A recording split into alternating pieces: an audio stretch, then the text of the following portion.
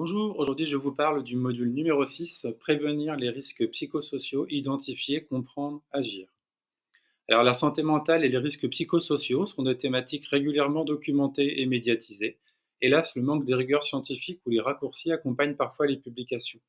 Accompagner les discussions sur ces enjeux, prévenir les risques psychosociaux, stress, violence, harcèlement, burn-out, dit RPS, identifier et reconnaître les signaux d'alerte sont des actions sensibles. Les RPS correspondent à des situations de travail où sont présents concomitamment ou non du stress, des violences externes, insultes, menaces, agressions, des violences internes, harcèlement moral ou sexuel, conflits exacerbés entre deux ou plusieurs personnes de l'entreprise, précise l'INRS. Alors plusieurs questions se posent par rapport à cette thématique.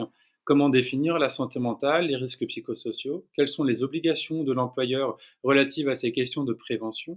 Quels sont les facteurs de risque? Quelles sont les conséquences pour les salariés et pour l'entreprise? Quelles sont les 4 circonstances pour agir? Comment agir en prévention? Quelles en sont les étapes? Burn-out, burn-out ou bore-out, de quoi parle-t-on? Que faire? Comment agir et comment réagir face à une situation de harcèlement? Celui-ci est-il pluriel? Quid de la culture de la preuve? Qu'appelle-t-on harcèlement moral passif? Qu'appelle-t-on management brutal? Que signifie le harcèlement sexuel d'ambiance? Que dit la loi? Quid de la jurisprudence? Enfin, connaissez-vous les 3 piliers, les niveaux de prévention? Alors, par rapport au public visé, je pense au grand public, aux actrices et professionnels des secteurs publics ou privés, institutions publiques, entreprises, assos, et bien évidemment toutes les personnes intéressées.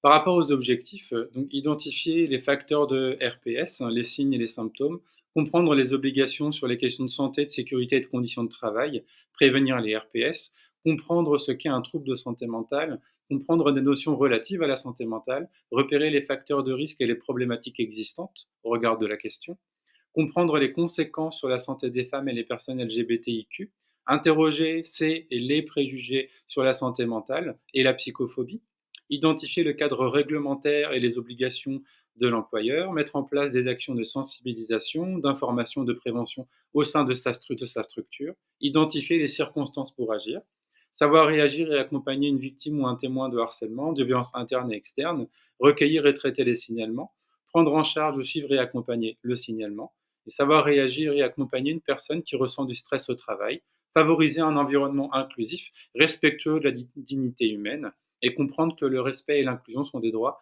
non des privilèges. Alors l'étude IFOP de février 2025 sur la santé mentale précise que les politiques de prévention restent encore centrées sur la réaction face aux situations d'alerte plutôt que sur la prévention en profondeur de l'apparition des risques psychosociaux, d'où l'importance des formations et que l'on puisse en discuter ensemble. Alors n'hésitez pas à me contacter au sujet de ce contenu, je serai ravi de pouvoir animer une formation, un atelier, une conférence, et vous retrouverez plus d'informations sur le site. Je vous dis à bientôt.